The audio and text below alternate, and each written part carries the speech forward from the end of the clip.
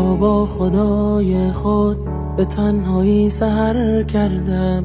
از این دنیا از این عالم به تنهایی گذر کردم. دلم ایران و سرگردان درون کوچه تردید، نمیدانم چرا هر دم نگاهم تیرگی را دید، نگاهم تیرگی را دید.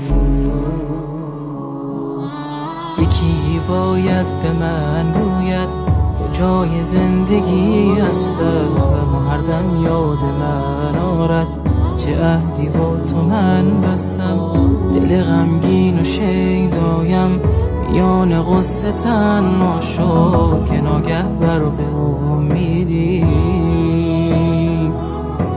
درون من هویدا شد. نمیدانی چه حسی داشت، چقدر شیرین و رویایی که الله در دلم گوید بیا بنده تو با مایی.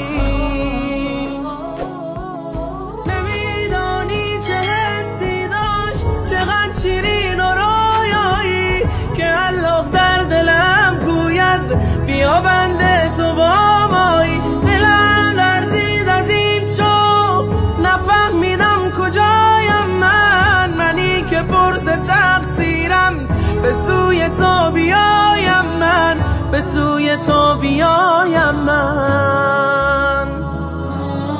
نشانم ده خدای من در راه سعادت را، تو یا رب روی من بگشا کلید استجابت را. بخوان بنده نمازت را که راز زندگی این است، همیشه یاد تو باشد کلید بندگی این است. خدایا شاکرت هستم که راحت را نشان دادی و در گرداب مشکل ها به این خاطی امان دادی. خدا لبخند زد بر من از آن صبرا گفتن، نماز بندگی خواندم.